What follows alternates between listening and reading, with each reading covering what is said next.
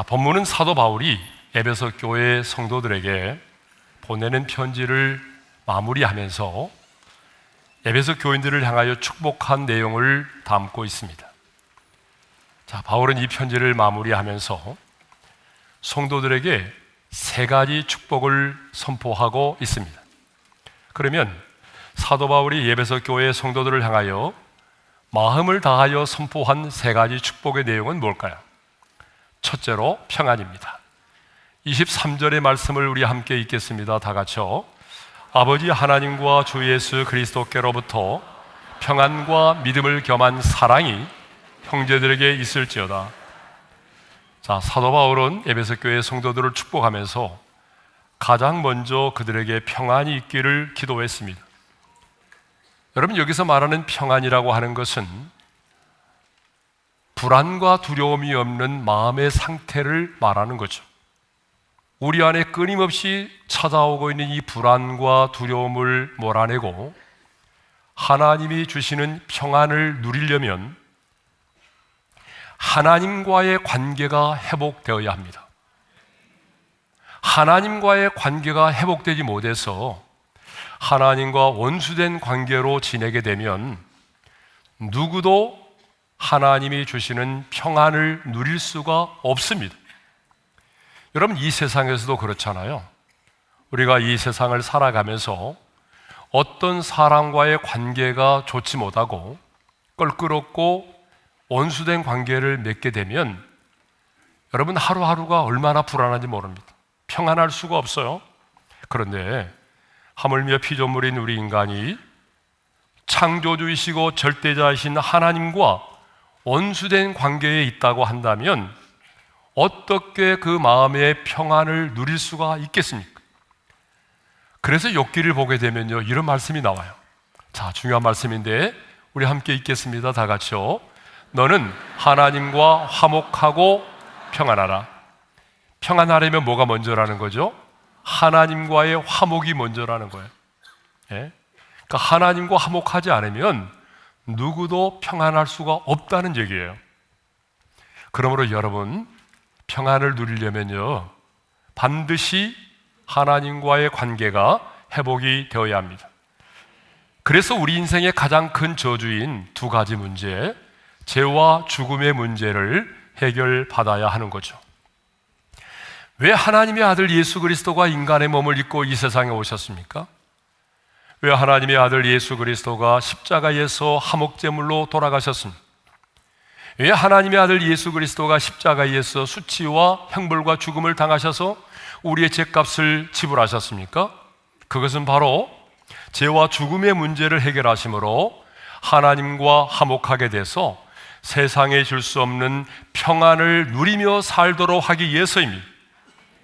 그래서 오늘 본문에 보게 되면 사도 바울은 에베소 교회 성도들을 축복하면서 이렇게 말하죠. 다 같이 읽겠습니다. 아버지 하나님과 주 예수 그리스도께로부터 평안과 믿음을 겸한 사랑이 형제들에게 있을지어다.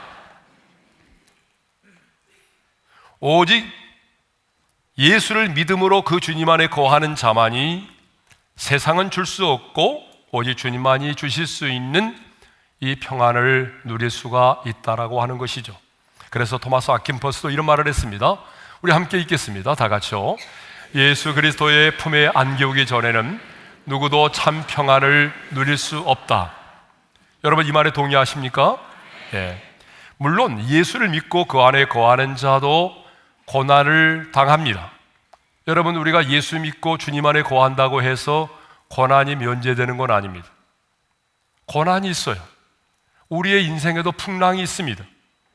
하지만 주님 안에 거하는 자는 인생의 고난을 만나고 풍랑을 만나도 그 고난의 한복판에서, 풍랑의 한복판에서 세상이 줄 수 없는 평안을 누릴 수가 있다라고 하는 거죠. 그것을 보여주시는 분이 바로 우리 예수님입니다. 여러분, 세상이 주는 평안은요, 특징이 있어요. 세상이 주는 평안은 일시적이고 순간적이라는 거예요. 오래 가지 못한다는 거예요. 내 삶에 잔잔할 때, 내 인생에 문제가 없을 때, 내 인생이 형통할 때만 잠시 잠깐만 누릴 수 있는 것이 이 세상의 평안입니다. 그런데 여러분, 우리 주님이 우리에게 주시겠다고 약속하신 이 평안은요, 인생의 폭풍 가운데서도 누릴 수 있는 평안입니다. 인생의 밤 가운데서도 노래할 수 있는 평안입니다. 바울과 실라처럼 인격이 없는 깊은 감옥에 갇혀 있으면서도 하나님께 예배할 수 있는, 찬양할 수 있는 그런 평안입니다. 주님의 평안은 세상의 그 어떤 것도 빼앗아갈 수가 없는 평안입니다. 그런데 주님은요, 이 평안을 저와 여러분들에게 약속하셨고, 저와 여러분들이 이 평안의 축복을 누리며 이 땅을 살아가기를 원하십니다. 그래서 주님은 제자들이 자신을 버리고 다 떠나갈 것을 아시면서도 이렇게 제자들에게 말씀하셨습니다. 다 같이요. 이것을 너에게 이루는 것은 너희로 내 안에서 평안을 누리게 하려 함이라. 세상에서는 너희가 환난을 당하나 담대하라. 내가 세상을 이기었노라. 이 평안의 축복을 누가 누리며 산다고 말씀하고 있습니까? 주님 안에 거하는 자입니다. 성도 여러분, 우리의 인생에도 풍랑이 있습니다. 주님과 함께하는 인생의 항해에도 풍랑이 있습니다. 그러나 주님은 이 풍랑 앞에서 우리가 어쩔 줄 몰라 하고 두려워 떠는 것이 아니라 주님이 주시는 참된 평안을 누리며 살아가기를 원하십니다. 왜냐하면 평안이 없는 축복은 진정한 축복이 아니기 때문이죠. 아무리 세상의 사람들로부터 인정을 받고 정말 세상의 모든 사람들이 부러워하는 직장에 다니고 내가 고액의 연봉을 받고 있고 좋은 환경 가운데 산다고 할지라도 오늘 내 안에 주님이 주시는 평안이 없다고 한다면 그것은 진정한 축복이 아니라고 하는 것입니다. 그래서 하나님은요, 끊임없이 하나님의 사람들에게 축복을 선포하고 축복을 위하여 기도할 것을 명하셨어요. 자, 구약시대에도 보게 되면 제사장들로 하여금 이스라엘 백성들을 이렇게 축복하라고 말씀하셨습니다. 민수기 6장 26절입니다. 다 같이요. 여호와는 그 얼굴을 내게로 향하여 드사 평강 주시기를 원하노라. 부활하신 예수님도 제자들을 만났을 때에 3번이나 반복하여 이렇게 축복하셨습니다.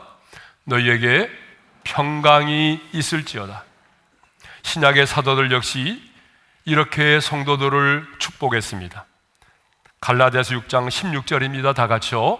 이스라엘에게 평강과 긍휼이 있을지어다. 아니, 우리 예수님은 어느 집에 들어가든지 간에 가장 먼저 이 집이 평안할지어다라고 그렇게 기도하라고 가르쳐 주셨습니다. 여러분, 이것을 보게 되면 우리의 인생의 평안이 얼마나 중요한지 알 수가 있습니다. 자, 두 번째로 사도 바울은 믿음을 겸한 사랑이 형제들에게 있기를 축복했습니다. 23절의 말씀을 다시 한번 읽겠습니다. 다 같이요. 아버지 하나님과 주 예수 그리스도께로부터 평안과 믿음을 겸한 사랑이 형제들에게 있을지어다. 사도 바울은 지금 에베소 교회 성도들을 축복하면서 사랑이 있기를 위하여 기도했습니다. 왜냐하면 우리의 신앙생활의 모든 동기가 바로 사랑이기 때문에 그렇습니다. 그래서 주님은요, 사명을 잃어버리고 다시 이전의 삶의 터전인 갈릴리 바닷가로 돌아가서 고기를 잡고 있던 베드로에게 찾아오셔서 이렇게 물으셨습니다. 다 같이요. 요한의 아들 시몬아, 내가 이 사람들보다 나를 더 사랑하느냐? 이 물음에 베드로는 어떻게 대답을 했죠? 다 같이요. 내가 주님을 사랑하는 줄 주님께서 아시나이다. 그러면 왜 주님은 베드로를 찾아가서 이렇게 내가 나를 사랑하느냐라고 물으셨을까요? 지난날에 베드로가 3번이나 주님을 부인했던 그 아픔과 상처를 들추어내기 위해서입니까? 아니에요. 지난날의 연약함을 들추어내기 위해서가 결코 아닙니다. 내가 주님을 사랑합니다라고 하는 베드로의 이 고백을 통해서 사도로서 실추된 그 권위를 회복시켜 주시고 사람을 향한 어부로서의 사명을 더 확신을 가지고 감당할 수 있도록 하기 위해서입니다. 더 나아가서 주님의 일의 모든 동기는 주님에 대한 사랑임을 가르쳐 주기 위해서였습니다. 주님의 일의 모든 동기는 주님에 대한 사랑인 줄로 믿습니다. 그렇기 때문에 주님은 베드로에게 베드로야, 너 제자 훈련 몇 년 동안 받았어? 너 신앙생활을 얼마나 했는데? 라고 묻지 않으셨습니다. 네가 나를 사랑하느냐라고 물으셨습니다. 왜냐하면 사람을 낚는 어부로서의 사명도 여러분 내가 얼마나 주님을 사랑하느냐에 달려있기 때문에 그렇습니다.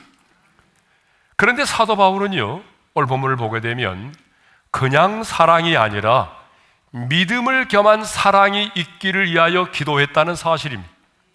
믿음을 겸한 사랑이라고 하는 것은 믿음을 수반한 사랑을 말하죠. 그러면 왜 우리에게 그냥 사랑이 아니라 믿음을 겸한, 믿음을 수반한 사랑이 필요할까요? 그것은 믿음의 바탕을 둔 사랑이어야 지속적으로 사랑할 수 있고 사랑할 수 없는 사람도 사랑할 수 있기 때문에 그렇습니다. 여러분, 사실 주님을 사랑하고 내가 누군가를 사랑한다는 것은 희생을 전제로 하기 때문에 쉽지 않습니다. 여러분 그러지 않아요? 내가 사랑한다는 것은 일단 희생을 하지 않으면 사랑이 불가능합니다. 그렇기 때문에 여러분, 믿음이 동반되지 않으면 사랑할 수가 없는 거예요. 믿음이 동반되지 않으면 지속적으로 사랑할 수가 없어요. 몇 번 사랑하다가 끝내버려요. 그래서 교사들도 보게 되면요, 1, 2년 하다가 다 그만둬요. 오래 못해요. 여러분, 주님에 대한 사랑이 동기가 되지 못하면 지속적으로 할 수가 없다는 거예요. 여러분, 주님이 말씀하셨잖아요. 원수를 사랑하라. 근데 여러분, 원수를 사랑할 수 있나요? 내게 잘해주는 사람도 사랑하기 어려운데 원수를 어떻게 사랑해요? 믿음이 없으면 원수를 사랑할 수가 없어요. 산상수훈에서 말하고 있는 것처럼, 예? 속옷을 달라는 자에게 겉옷까지 줄 수가 있어요? 억지로 오리를 가게 하고자 하는 자에게 심리를 동행해 줄 수 있느냐고요. 예? 왼쪽 뺨을 만졌을 때 오른쪽 뺨을 돌려댈 수 있어요? 불가능합니다. 그래서 뭐가 필요하죠? 믿음이 필요한 거예요. 그래서 믿음을 겸한 사랑이 있기를 위해서 기도했던 것입니다. 믿음이 없이는 사랑을 실천할 수가 없습니다. 믿음을 겸한 사랑이 오늘 이 말씀을 듣는 모두에게 있기를 바랍니다. 자, 세 번째로 사도 바울은 마지막으로 모든 자에게 은혜가 있기를 위하여 축복하고 원했습니다. 은혜가 있기를 위해서 기도했어요. 24절의 말씀을 읽겠습니다. 다 같이요. 우리 주 예수 그리스도를 변함없이 사랑하는 모든 자에게 은혜가 있을지어다. 여러분, 은혜라고 하는 게 뭐예요? 카리스. 그 카리스라는 단어가 무슨 뜻이죠? 여러분, 값없이 베풀어 주시는 하나님의 호의와 사랑을 은혜라고 말하죠. 그러니까 앞서 사도 바울이 말했던 아버지 하나님과 주 예수께로 말미암아 우리에게 주어지는 그 평안과 믿음을 겸한 사랑도 뭐예요? 은혜입니다. 우리가 예수 믿고 구원받음이 뭐예요? 은혜죠. 여기까지 살아온 것이 뭐예요? 하나님의 은혜입니다. 그런데 사도 바울의 축도는 지금 우리 주 예수 그리스도를 변함없이 사랑하는 모든 자에게로 향하고 있다는 사실이에요. 지금 사도 바울의 축도는요, 우리 주 예수 그리스도를 변함없이 사랑하는 모든 자에게로 향하고 있습니다. 사도 바울은 예배석 교회 성도들만이 아니라 우리 주 예수 그리스도를 사랑하는 모든 자에게 이 은혜가 있기를 기도했습니다. 여러분, 이것을 보게 되면 지금 여기서 언급하고 있는 이 은혜는 구원의 은혜가 아니에요. 이미 은혜로 구원을 받은 자들에게 베푸시는 주님의 은혜를 말하는 거예요. 자, 여기서 중요한 게 뭐냐 그러면 변함없이라고 하는 말입니다. 변함없이. 여러분, 제가 이 말씀을 묵상하고 설교를 하게 된 이유도 이 변함없이라고 하는 단어에 꽂혀 있기 때문에 그랬습니다. 변함없이. 여러분, 변함이 없다는 말은 우리가 주님을 사랑하되 어떤 조건과 상황에 따라서 달라지지 않고 흔들리지 않고 처음 사랑할 때와 마찬가지로 사랑하는 것을 변함이 없다라고 말해요. 그래서 예수님은요, 요한복음 13장 1절에서 이렇게 말씀하셨습니다. 다 같이요. 유월절 전에 예수께서 자기가 세상을 떠나 아버지께로 돌아가실 때가 이른 줄 아시고 세상에 있는 자기 사람들을 사랑하시되 끝까지 사랑하시니라. 따라서 하겠습니다. 끝까지 사랑하시니라. 그러니까 주님은 제자들을 사랑하실 때에 끝까지 사랑하셨다는 것입니다. 그런데 사람들은요, 이 말씀을 묵상할 때마다 너무나 이렇게 쉽게 묵상의 결론을 내릴 때가 있어요. 주님이니까 그렇지. 뭐 주님이니까 당연히 끝까지 사랑하는 거 당연한 거 아니에요? 우리는 달라. 이렇게 생각하는 분들이 있어요. 여러분, 아닙니다. 묵상을 그렇게 하면 안 돼요. 지금 주님께서 이 말씀을 하실 때에 어떤 상황 가운데 있었는지를 알면 우리가 그렇게 쉽게 결론을 내릴 수가 없어요. 지금 주님은요, 자신의 제자들을 끝까지 사랑할 수 있는 그런 상황 가운데 있지 않았어요. 주님이 이렇게 말씀하실 때가 뭐예요? 유월절 전이라고 말하고 있잖아요. 때가. 그러면 내일이면 주님 어떻게 되죠? 내일이면요, 주님께서 십자가에 달려 죽으셔야 돼요. 예? 하나님 아버지께로부터 버림을 받고, 예? 십자가에 달려서 두 손과 두 발에 못 박힘을 당하고 피 흘려 죽으셔야만 하는 그런 때예요. 그것만이 아닙니다. 지금 자신 앞에 앉아서 최후의 만찬을 하고 있는 제자들이 말이죠, 자신을 끝까지 따르고 인정하고는 것이 아니라 이제 내일이면은 자신을 배신하고 자신을 부인하고 떠나갈 것을 미리 알고 있었어요. 자신을 배신하고 떠나갈 제자들 앞에서 여러분 끝까지 사랑한다는 게 쉽지 않아요. 더군다나 그 최후의 만찬 석상에서는요, 너무나 태연하게 앉아있는 또 하나의 제자가 있었죠. 가룟 유다입니다. 은 30의 예수를 팔아버리는 마음을 가지고 그 앞에 태연하게 앉아있는 그 앞에서 제자들을 끝까지 사랑하신다는 것은 쉬운 일이 아닙니다. 그럼에도 불구하고 예수님은 그 제자들을 사랑하시되 끝까지 사랑하셨다는 것입니다. 아무리 봐도 아무리 생각해도 결코 사랑할 수 없는 그들을 주님은 끝까지 사랑하셨습니다. 배반하고 배신하고 자기의 끝을 떠나갈 줄을 알면서도 주님은 끝까지 사랑하셨습니다. 자신을 팔아넘길 것을 알면서도 주님은 사랑하셨습니다. 예수님 자신의 마음을 몰라주고 자리다툼만을 하고 있는, 그래서 주님의 마음에 못을 박는 그 제자들을 주님은 끝까지 사랑하셨습니다. 여러분, 이것이 바로 저와 여러분을 향한 하나님의 사랑입니다. 내가 아무리 힘들고 어려워도 그래, 주님은 여전히 나를 사랑하신다. 하나님의 사랑에서 끊을 수 있는 것은 아무것도 없다 라고 하는 이 확신을 가지고 살아야 된다, 그 말입니다. 네. 내가 사람들에게 사기를 당하고 그래서 그냥 집을 내어주고 변두리에서 살아도 그래, 여전히 하나님은 나를 사랑하신다, 하나님의 사랑은 여전히 나를 사랑하신다라고 하는 이 확신을 가지고 살아야 된단 말입니다. 그런데 바울이 이 확신을 가지고 살았어요. 그래서 사도 바울은 하나님의 사랑에 대한 두 가지 확신을 가지고 살았습니다. 여러분, 그 첫 번째 확신이 뭔지 아세요? 하나님의 사랑에서 끊을 수 있는 것은 아무것도 없다는 확신을 가지고 살았습니다. 우리 말씀을 읽겠습니다. 로마서 8장 38절 39절입니다. 다 같이요. 내가 확신하노니 사망이나 생명이나 천사들이나 권세자들이나 현재일이나 장래일이나 능력이나 높음이나 깊음이나 다른 어떤 피조물이라도 우리 주 그리스도 예수 안에 있는 하나님의 사랑에서 끊을 수 없으리라. 내가 확신하노니. 이것이 바울의 확신이었어요. 바울은 복음 때문에 감옥에도 갇혔습니다. 무수히 많은 매를 맞았습니다. 그러나 바울은 확신이 있었어요.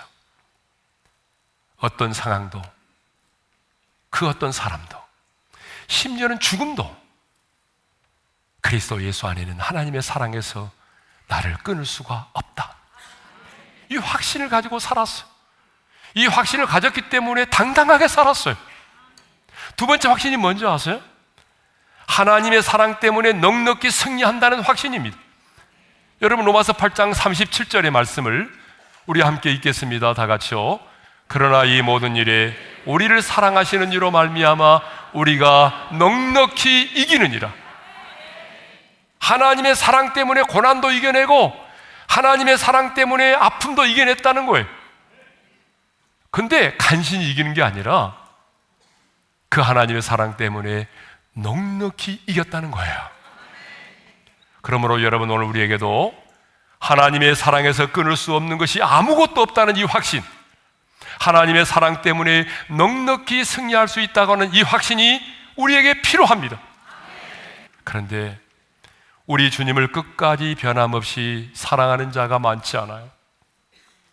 한순간 주님을 사랑한다고 고백하지만 인생의 고난과 풍랑 앞에서 수시로 변해버리는 성도들의 모습을 참 많이 보게 됩니다.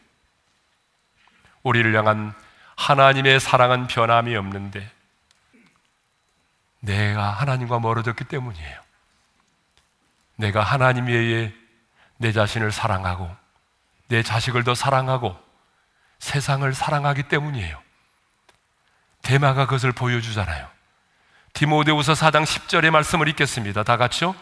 데마는 이 세상을 사랑하여 나를 버리고 데살로니가로 갔대요. 왜 데마가 바울의 동역자로서 영광을 버리고 떠났다라고 말하고 있나요? 세상을 사랑했기 때문이라는 거예요. 여러분, 주님을 향한 우리의 사랑이 변하는 것은 여러분의 고난이 힘들고 어려워서가 아니에요. 내가 주님보다 세상을 사랑하고 주님보다 그 누군가를 더 사랑하기 때문이에요. 내 마음이 주님과 멀어졌기 때문이라 그 말입니다. 성도 여러분, 이 세상도 지나가고 정욕도 다 지나갑니다. 이 세상의 모든 것은 낙엽처럼 떨어집니다. 이 세상의 모든 것은 무대 위의 배우가 사라지는 것처럼 언젠가는 사라집니다. 그러나 성경은 말하죠. 사랑은 영원하다고. 그러므로 우리도 주님을 변함없이 사랑해야 합니다. 인생의 밤을 만나고 인생의 풍랑을 만나고 이해할 수 없는 사건과 사고를 만난다고 할지라도 여러분, 우리는 주님을 변함없이 사랑하는 자로 살아가기를 바랍니다. 주님을 변함없이 사랑하는 자가 되기를 바랍니다. 뿐만 아니라 주님이 자신의 핏값으로 세우신 주님의 몸된 교회도 변함없이 사랑할 수 있기를 바랍니다. 그리고 사랑의 대상으로 내게 허락하신 지금의 내 남편도, 내 곁에 있는 내 아내도, 내 자녀도, 나를 낳아주신 부모도 변함없이 사랑할 수 있기를 바랍니다. 여러분, 사람들이 죽어갈 때 후회하는 게 많다고 그러죠. 사람들이 죽어갈 때 후회하는 말이 많은데 가장 사람들이 후회하는 게 뭐냐 그러면 인간관계와 사랑에 대한 후회가 많대요. 사람들이 이 땅을 떠나면서 후회하는 것이 참 많은데 인간관계와 사랑에 대한 후회가 제일 많다는 것입니다. 내가 죽을 만큼 마음껏 사랑해 볼 걸, 좀 더 일찍 용서할 걸, 뭐 그런 얘기라는 거예요. 이제 우리는 인생의 마지막 날에 이런 후회를 하지 않기 위해서라도, 내 영혼이 이 땅을 떠나는 내 인생의 마지막 날에 이런 후회를 하지 않기 위해서라도 변함없이 그 주님을 사랑할 수 있기를 바랍니다. 변함없이 여러분, 지금의 아내를, 지금의 남편을 변함없이 죽는 그날까지 사랑할 수 있기를 바랍니다.